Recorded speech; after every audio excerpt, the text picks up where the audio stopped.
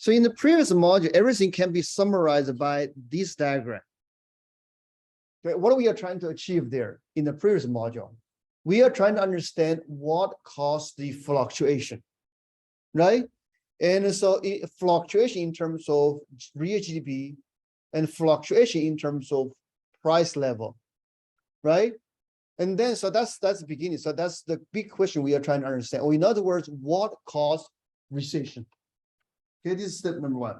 Now, step number two, we have a simple model, right? We started with aggregate expenditure. And then so we have aggregate demand, aggregate supply, right? So based on that model, we have some predictions. Okay, so particularly, so based on that model, we were studying 4 possible shocks to the economy. So those including positive demand, negative demand, positive supply, negative supply. So those are the 4 possibilities, right?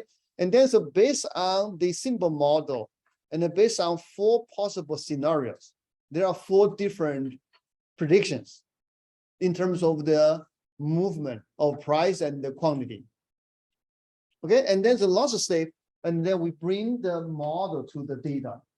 We look at post-World War II US data and see the fluctuation of price and the quantity. Okay, and from there, by comparing the model and with the data, and we find out, so there's a conclusion we made. Does anyone remember what was the conclusion we made? Our economic problem largely coming from demand shock or supply shock. Demand shock, right? So if it's a demand shock, and then so whenever this shock, price and the quantity is going to move in the same direction, right?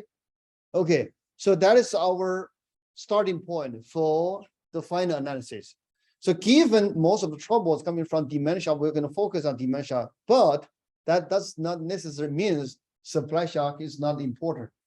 On the contrary, if there's a supply shock, and particularly if there's a negative supply shock, this is something you probably hear from the radios, from news feed, or from social medias frequently, right? So if there's a supply shock, it can be very difficult. It's much worse than a demand shock because you are dealing 2 things. In some sense, they are conflict with each other. If there's supply shock, usually you have a recession, and at the same time you have inflation. Okay, but even a demand shock, if there's a recession, if there's a recession, and then usually price level is low. If there's expansion, price is high. So you can just deal in one, and the other one is going to solve automatically. So this kind of summarized by this picture. Okay, so by the way, so what this picture about? This just says we have a demand shock, right? So this is where we start with. So this after a demand shock. Now, what do we see? There's a this recessionary gap. So GDP is going to fall, and the price is going to fall, right? And then in previous chapter or previous section or module, what we learn is so the economy can self-correct itself, right? So if if there's a recession, and then so if you give the economy enough time, like say for example, if we are patient enough, certainly this here patience is not good, it's not a good choice. If we did what we did in 1930, if you just leave the economy alone, if you just wait for long enough, what happens? It's going to be the following. Because there's recession, unemployment is going to shoot up. Eventually, wage is going to fall. If wage is going to fall, and supply eventually is going to pick up, right? And then so eventually you're going to out of wood, but at the cost of long recession, right? Does it make sense? So that's what we discussed in previous module. Now from previous module, there's big lesson we learned by looking at it here. So instead of let the economy to help itself, just imagine you have a cold, you have a flu, you're COVID. Instead of just rest and drink water, yes, that can help, right? But it maybe take a day, take a week, right? But then modern medicine can help you, can shorten the period of pain, can mitigate, can, of course, make you slightly more comfortable. All right, that's the same for our economy. What we can do? So from this diagram, immediately what we can do is we can hopefully through some government policy, we lift this up. right? So that is, but then so how we can leave this off. Okay, so that's what we can discuss in this chapter and in the next one. So this chapter is about fiscal policy. The next one is about monetary policy. Okay, both was designed to mitigate fluctuation in demand. Now there are two things you want to pay attention. Number one, we are mitigate essentially, which is reduce fluctuation. All right. Or in other words, think about weather, right? So we want weather is mild, doesn't just change from 80 degrees today and then 20 degrees tomorrow. All right. So this is one thing. So you want to smooth or you want to mitigate the fluctuation, number one. Number two, so we are going to focus on demand. And then why we focus on demand is because most of the theory and the data points toward the direction. So the trouble usually coming from demand. So that's the main reason. But certainly over time, so we realize, okay, so demand is perhaps easier to mitigate or to stimulate. All right. So that's the main thing of the last module. Okay. So we study how fiscal policy and monetary policy can help our economy when the economy was hit by a demand shock. Either it's a positive or negative. Right. And why we want to do that is one, we want to smooth the fluctuation. And why this fluctuation is bad, just remind you what happened in 1930, right? Because the economy was in a long period of distress, right? So people lost their job, lose their income, right? So that's kind of a long introduction for this last module. Now, in this chapter, what are we going to do? We are going to look at fiscal policy. We are going to look at fiscal policy through different channels or different aspects, right? So we can look at expansionary and contractionary. Okay, and then so we are going to look at a multiplier effect. So this is something we have seen earlier before, right? We are going to see it later.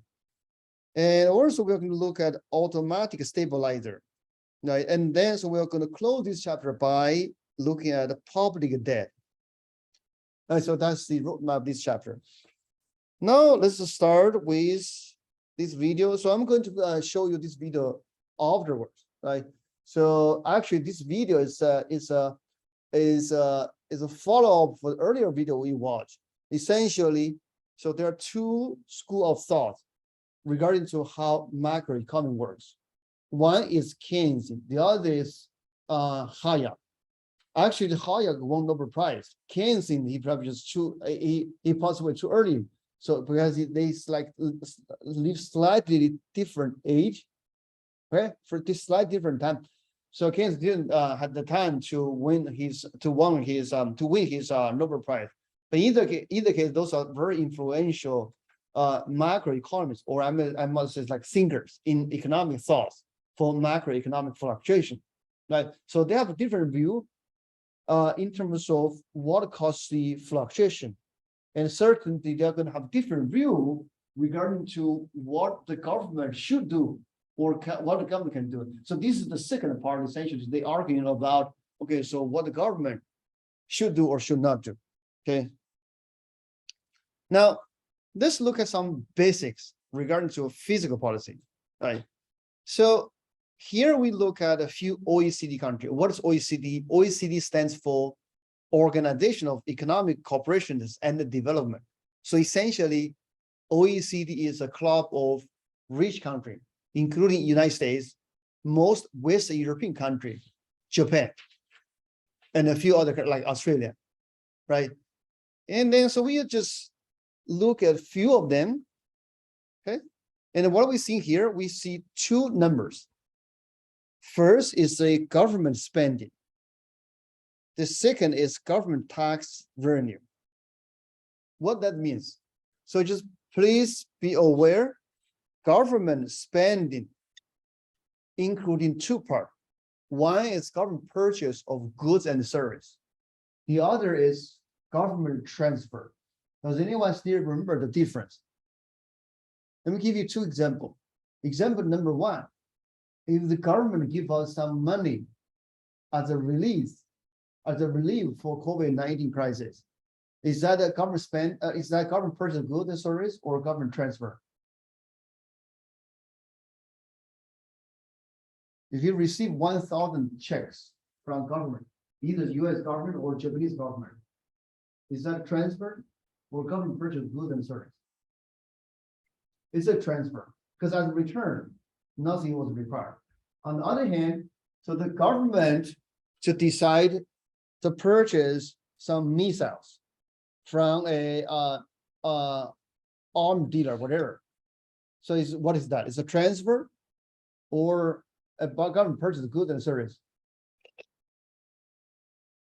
It's a purchase, right? So you can see the difference. Another example, so the government decide to renovate highway system. So that's a purchase, right? Okay, so just keep that in mind. Now let's look at different countries. Let's start with United States. So United States, so the tax revenue is 31%. So keep in mind, so this 31% including all tax you can think about. So there are major tax including income tax, property tax.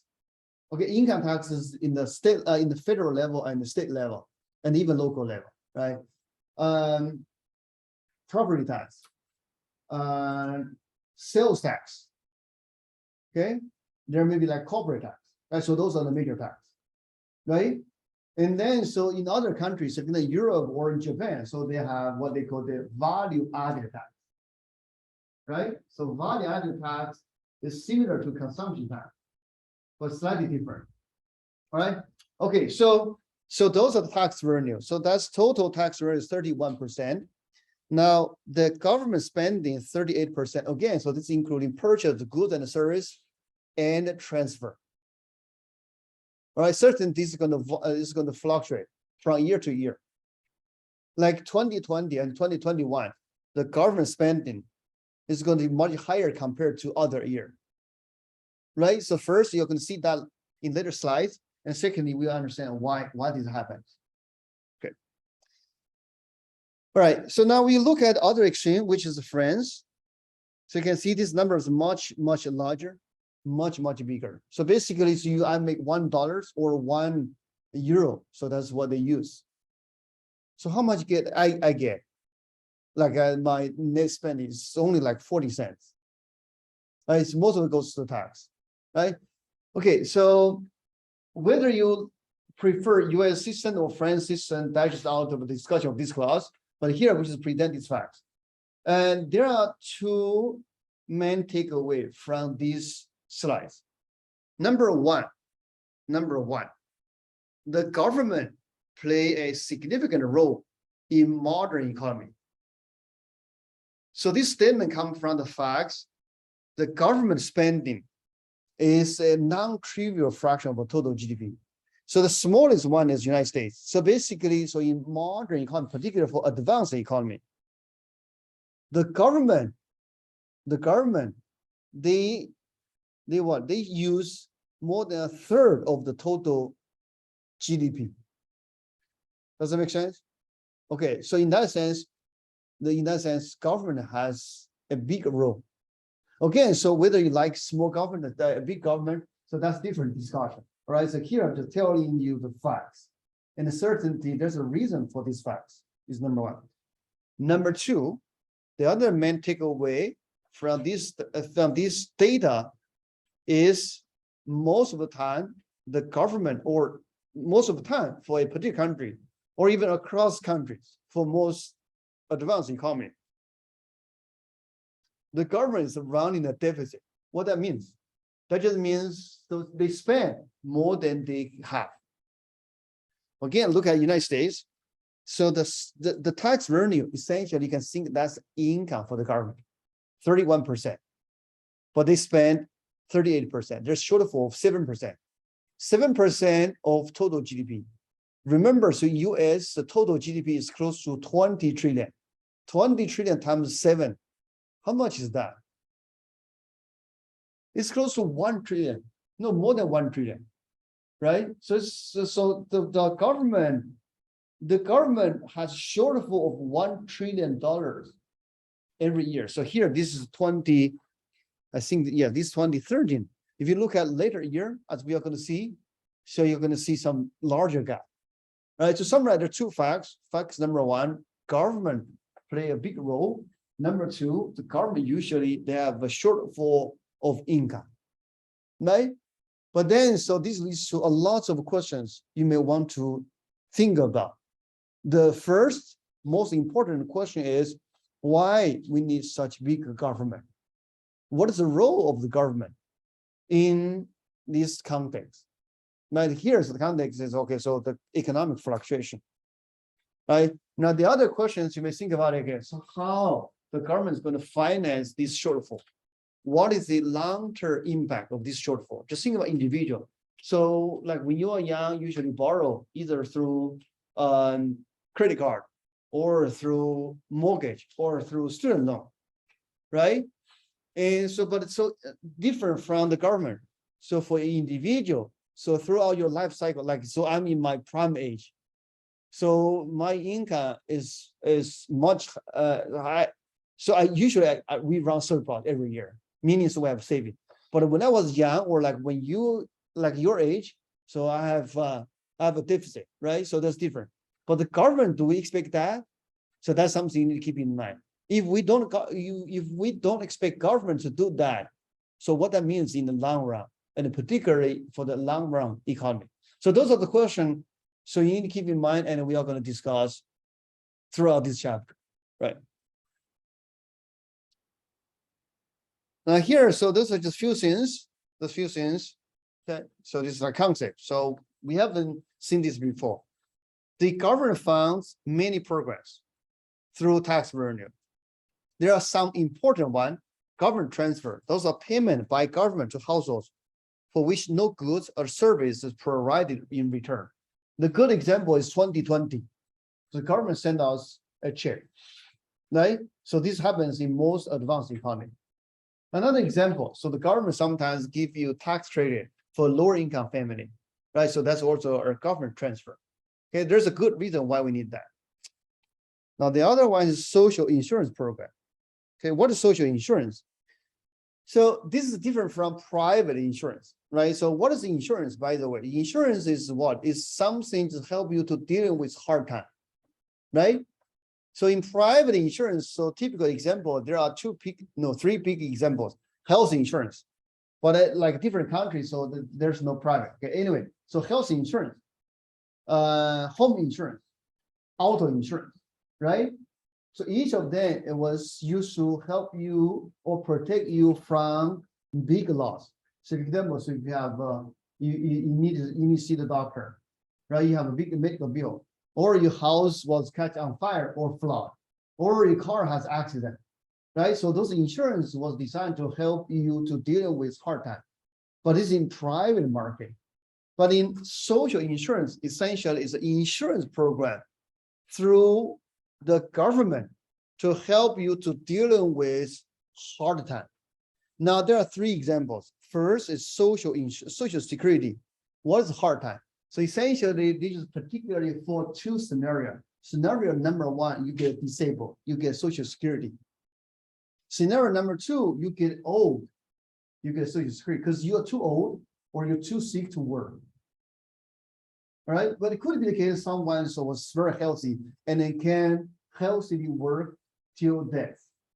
But in general, so most people is going to face that risk because when you turn like 65 or 70, you're probably too frail to work, right? So this is the first. Now, Medicare, what is Medicare? Medicare is the health care or health insurance for elderly, right? So you can see this is just when you get old, so you have health care, right? So this is another hardship. Now, Medicaid is health insurance for low income, right? So you can see those things are designed to help people who face different economic hardship, but this is through government, right?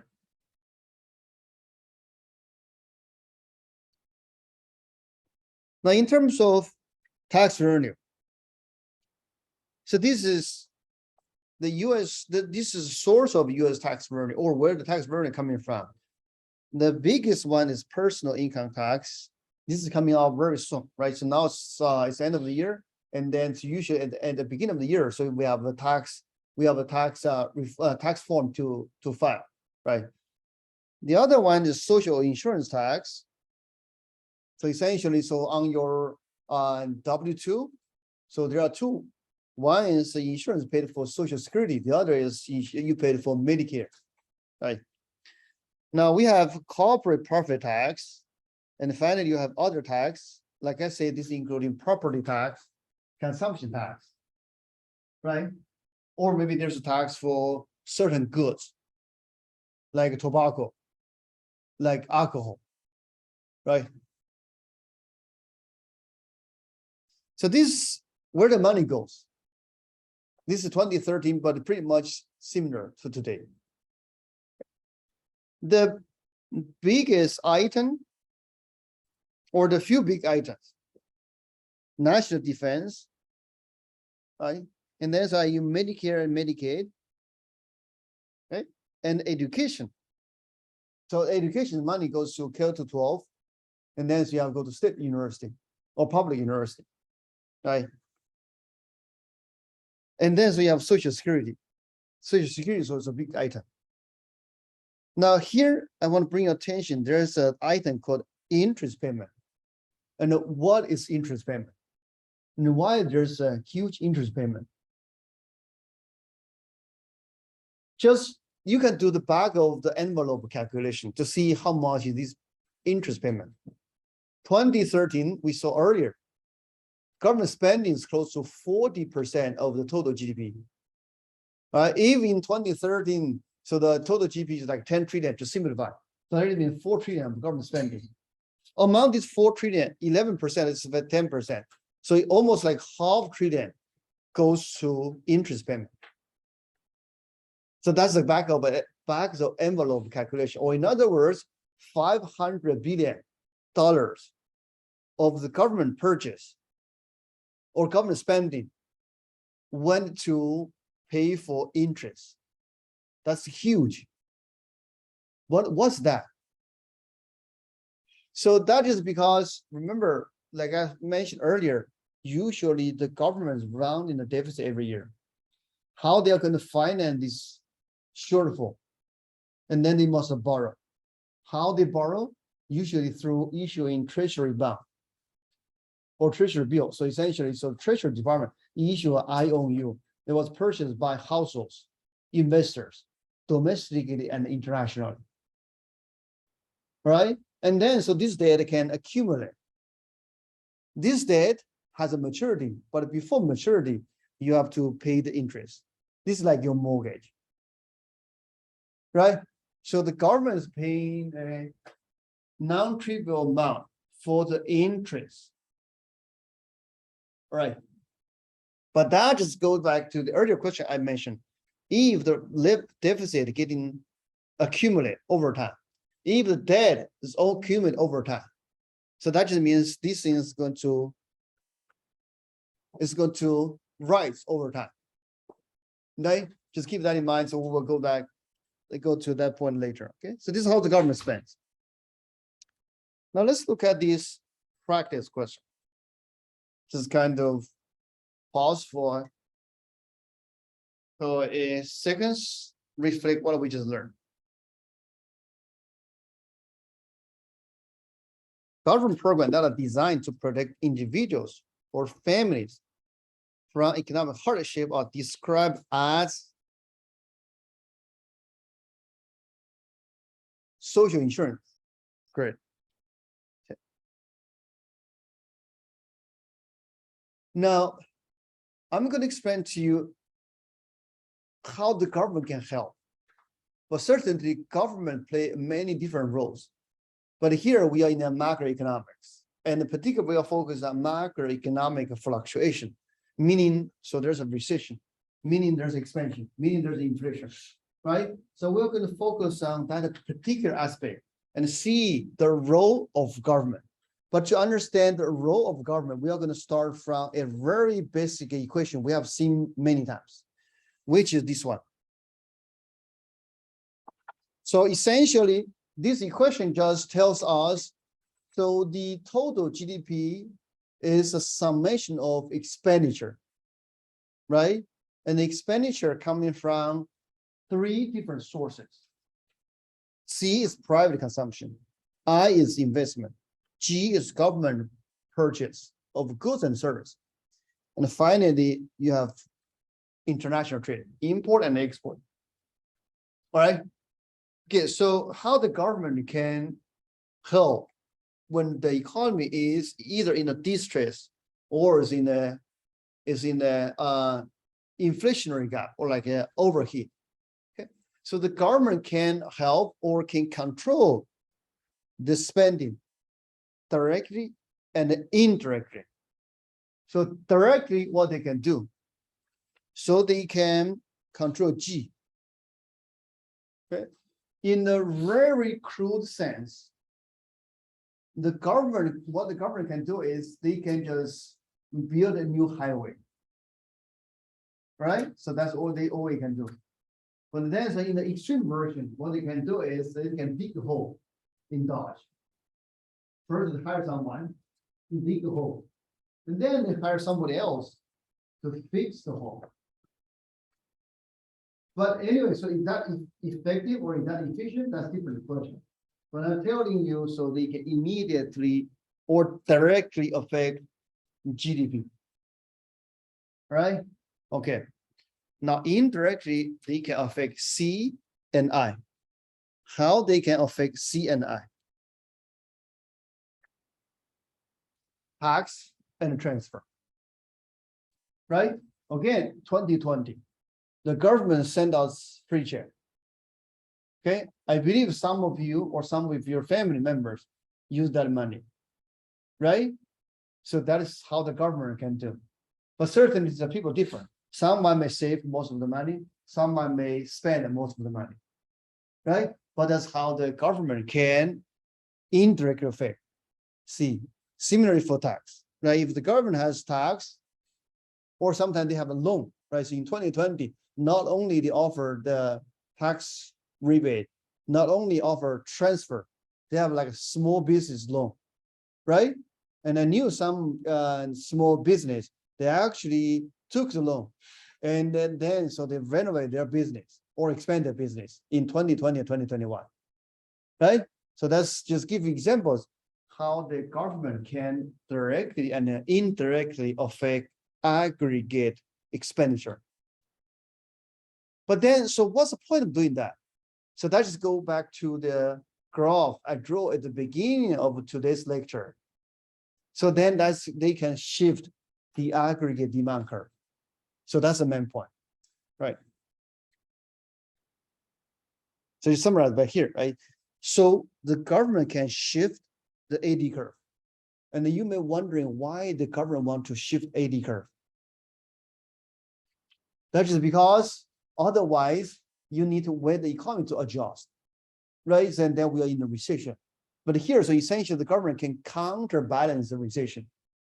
Now in 2020, so instead of wait the economy to slowly adjust, they immediately lift it off. Okay, so that's the idea.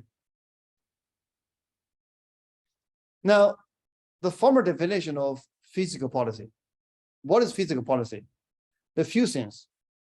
So the key target or the aim or the purpose of fiscal policy is to shift the aggregate demand curve primarily. Okay.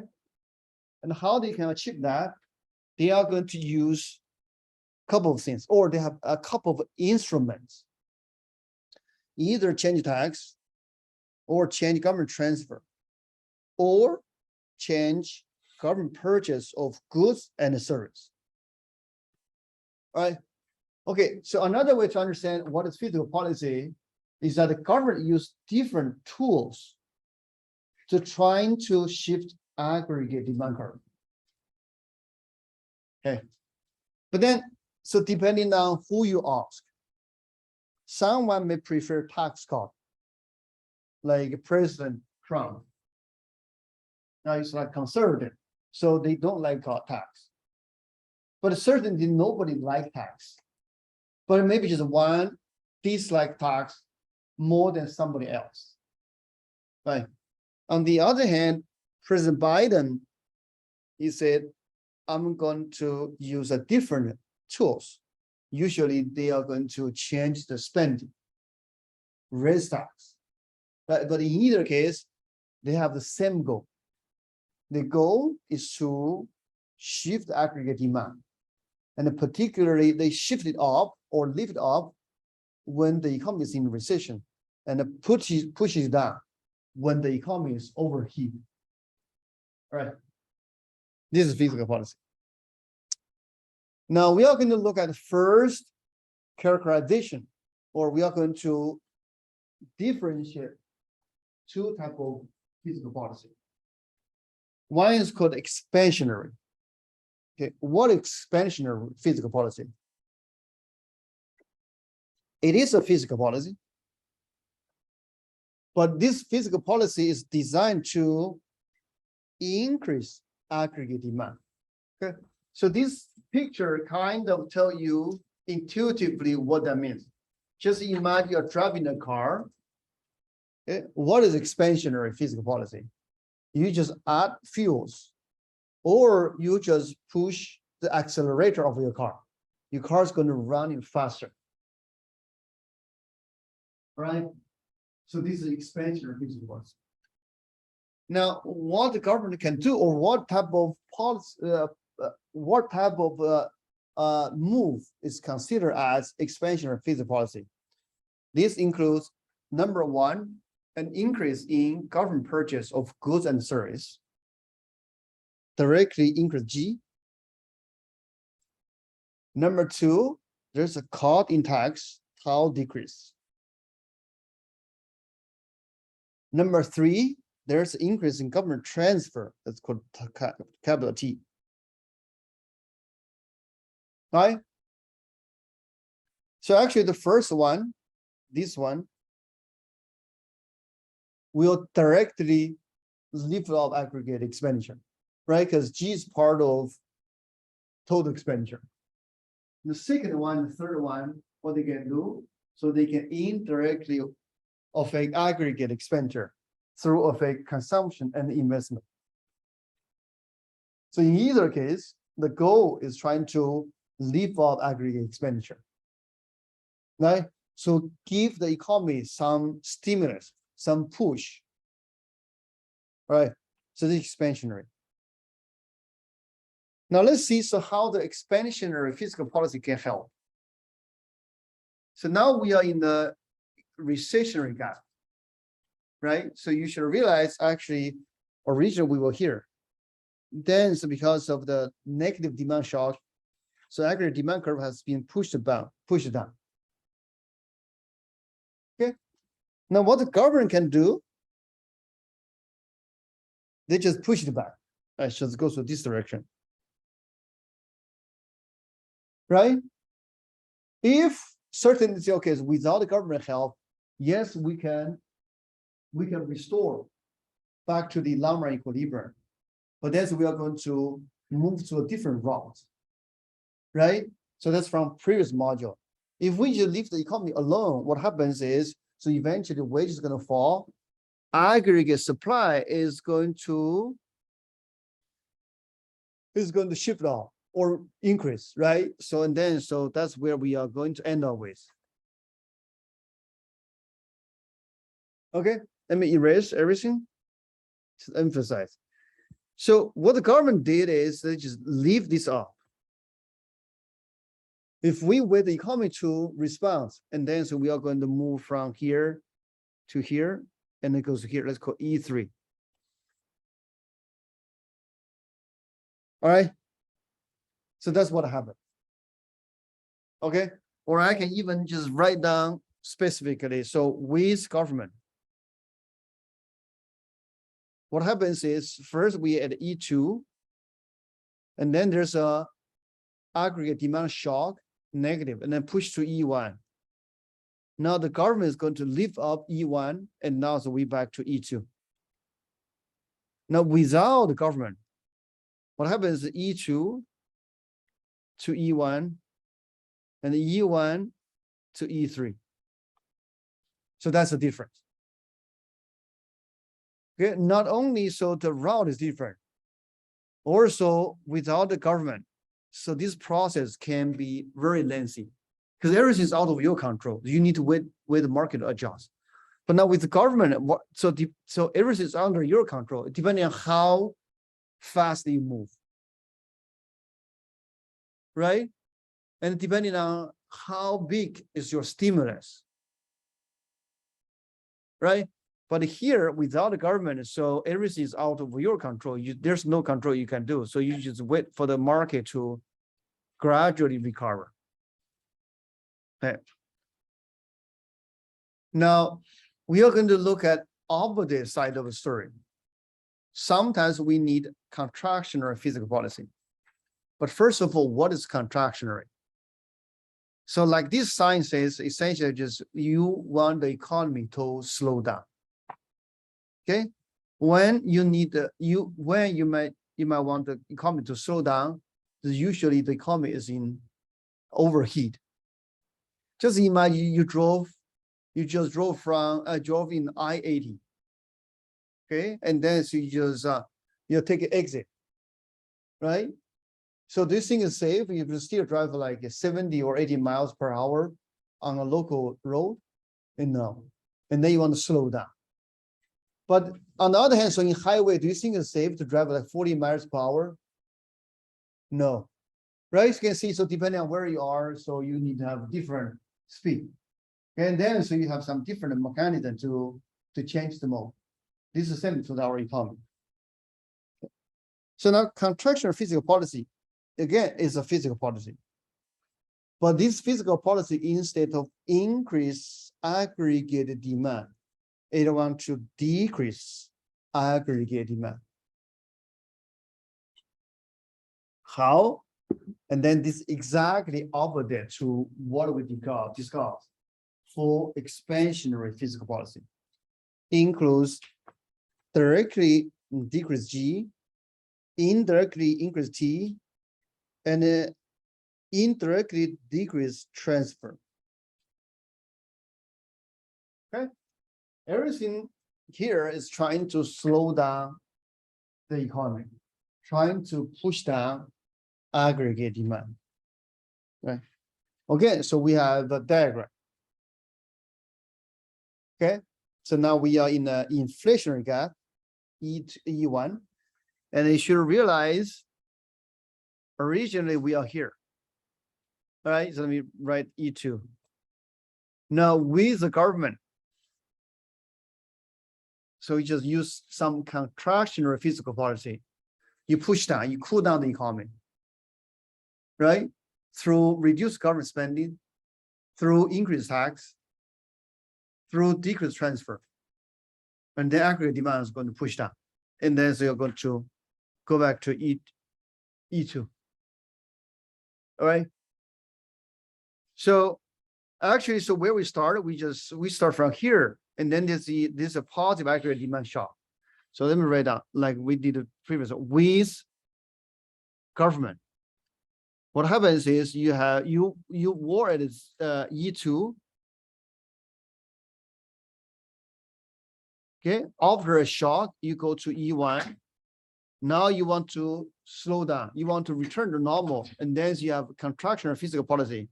You go back to E2. So this is with government. Now, if there's no government without a government, what happened? That's different, right? So if without a government, you were here, and then eventually, so the wage is going to rise, and this curve is going to shift down or like decrease, right? So it goes to here. This is E3. And then so what happens is without a government, it's going to E2 to E1 to E3.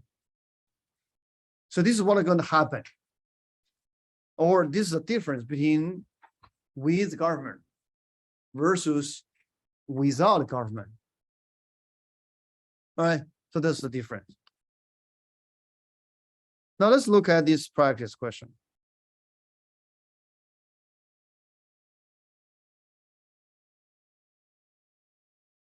So up to now, we have studied what causes the fluctuation in our economy. and what role the government can play. Now, if I ask you, do you think the government is right to begin massive spending program during deep recession? What do you think? So this kind of like this background picture shows this is like a great deal back in 1930. Right, it's President Roosevelt. Right, so he initiated the great deal. Okay, what do you think? Do you think this is a good idea or no? Up to now, it is a good idea, right? So because by massive spending program, and then so we can lift up aggregate demand. Okay. Now the other one. Suppose a country wishes to produce its potential output, holding everything else constant. Identify which of the following policy might help reach its goal and how this policy would help.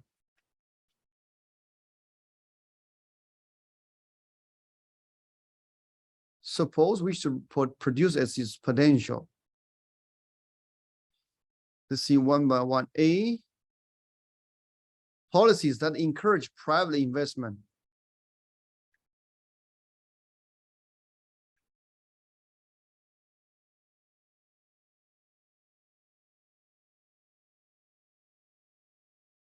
A is correct, right? So yeah, so yeah, not only A. So A is so. Oh, it's going slowly. A,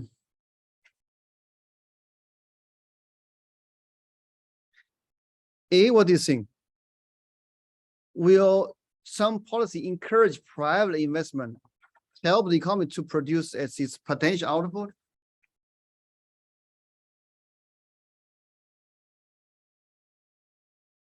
Usually, yes, right? Now, B, what happens if the government increases the amount of money it borrows? It might, so we will go detailed later. So it might have impact on the private investment. Because the money, so essentially, so the money available in the financial market usually is this limited. But we will go a little bit details later. Okay. The third one, government increase tax, usually that's going to depress the economy, right? Last one, the government authorized new spending. It usually is good. But again, so the answer is must depending on where we were. Were we in the recessionary gap, or were in the we were in the expansionary gap? Right. So, but nevertheless, here, so you need to identify each of them. Are they expansionary or contractionary? Right. So in these slides, there are detailed explanation for each of them. So I'll leave that for you to read. So now we move to the next topic.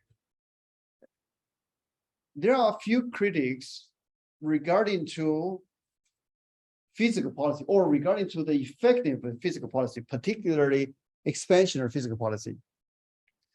So the critics go as follows. Number one, someone argued government spending always crowd out private spending.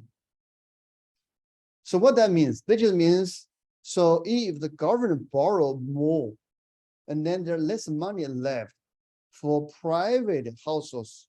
Sorry, this is spending, not borrowing, borrowing coming up. So if the government spend more, and then there's less money left for households to spend.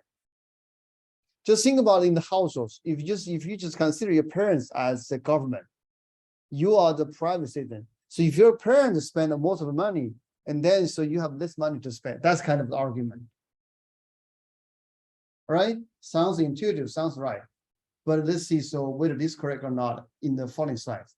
But anyways, this is the first criticism.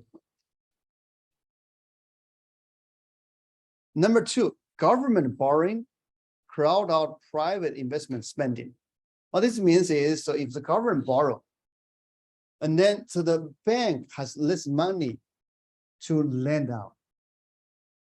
And then so furthermore, what that means is, so the private side, they have less money they can borrow, or they have less money to spend, to invest.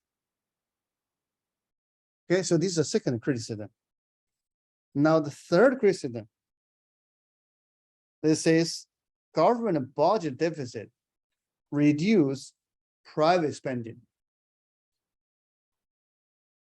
Okay, the argument goes as follows: if the government runs a deficit, meaning they spend more than they can collect, and usually that's going to lead to a decrease in private spending. Okay, and actually, so this is coming from the famous thought. It's called Ricardian equivalence, as I'm going to show you later. Okay, so anyway, so those are three critiques regarding to the effectiveness of expansionary fiscal policy. Now let's go one by one to see under which case they are correct, or in other words, so what are the flaws of those critiques? Number one, or claim number one, government spending always crowd out private spending.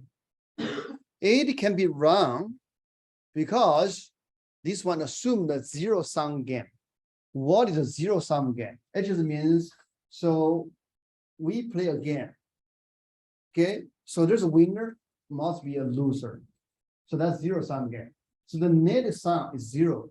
There's no extra money or no extra resource you can generate. Okay, but in reality, it's not a zero-sum game. So if the international trade is not a zero-sum game. Like we studied earlier, so international trade allows us, I mean, both parties, either United States or Mexico, or United States of Japan, or United States of Germany. The international trade allows us to consume what was infeasible before the trade. So that just means we are going to attain something above our feasibility. So that's not a zero-sum game, right? Okay, but why government spending not necessarily leads to a zero-sum game? It's because just like this background picture shows, right? So if the economy is very depressed, meaning so the demand is very weak, okay? Or there are people not willing to purchase. Now, if the government spend, so actually, so you are going to live up spending, but without hurting the existing consumer. Or in other words, basically, so this claim is not correct. It's because sometimes so the demand is so weak, right? So there are plenty of resource is waiting for someone to purchase. In that sense, so the government spending doesn't crowd out private spending. All right. So this is the first claim. All right. So this first claim are some issues. Now we go to the second claim. Government borrow always crowd out private investment spending.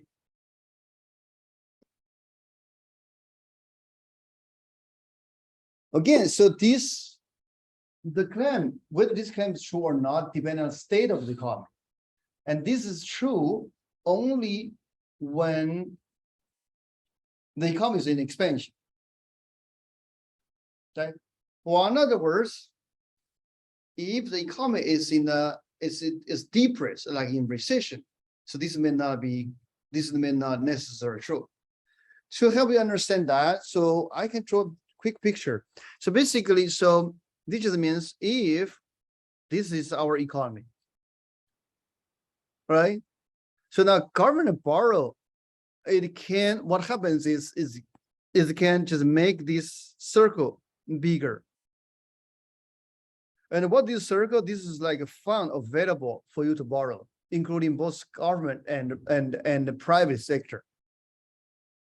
Right. So what this claim says is, okay, so if this circle, the size of the pie is fixed, if the government borrow more, let's say, for example, so this is what the government borrowed before.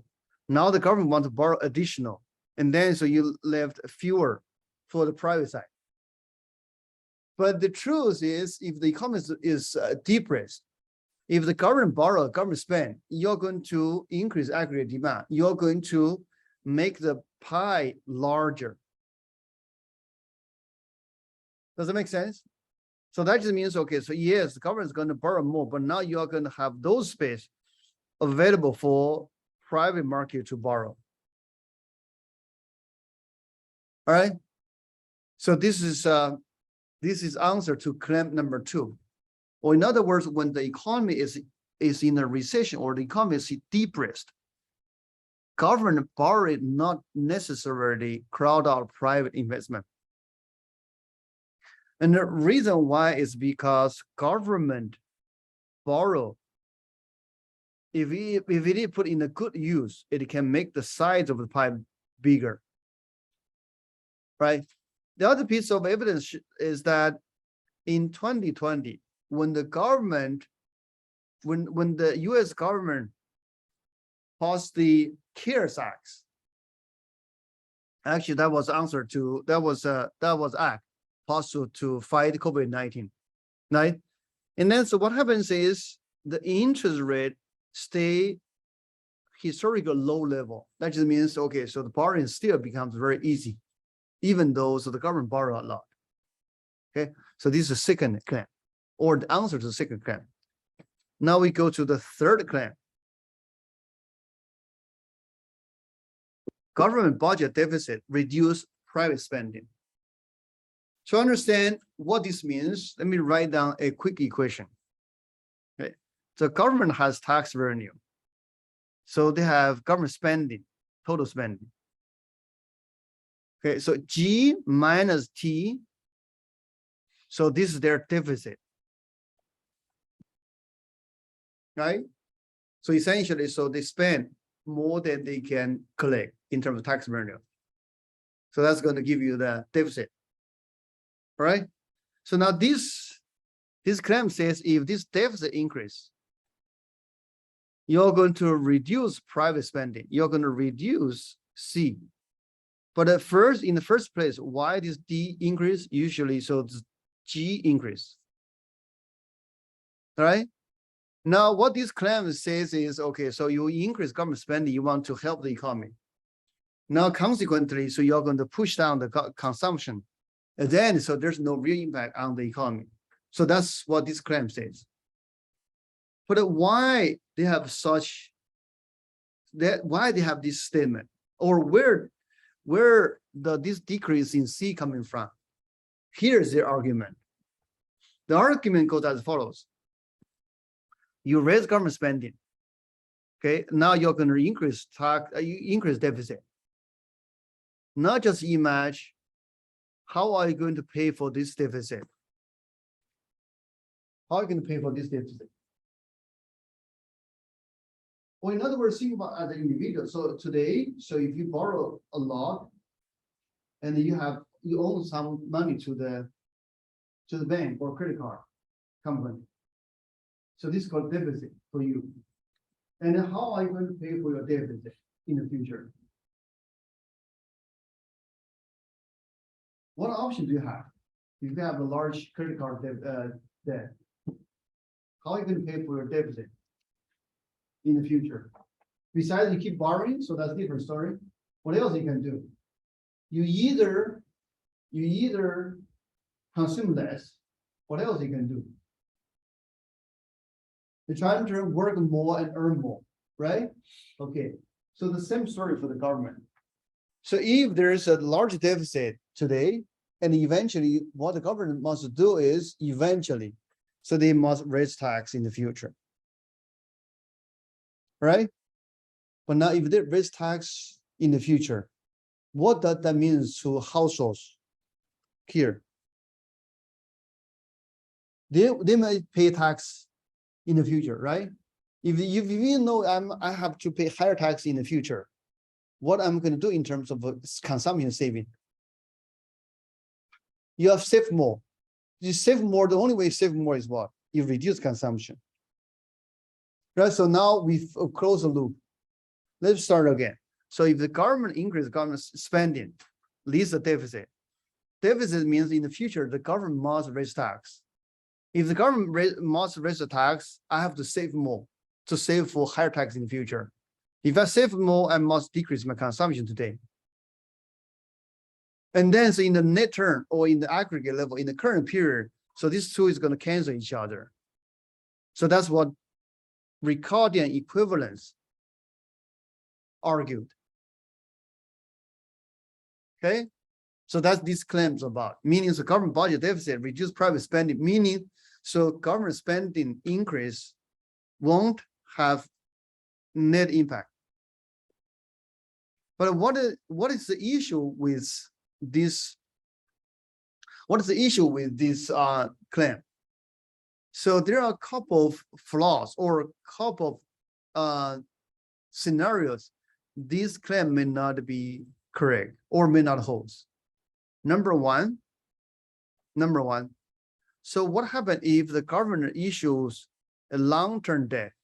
Meaning, so the government is going to raise the tax. They have to raise the tax in 100 years from today. What does that mean to the consumer today? Does that matter to you?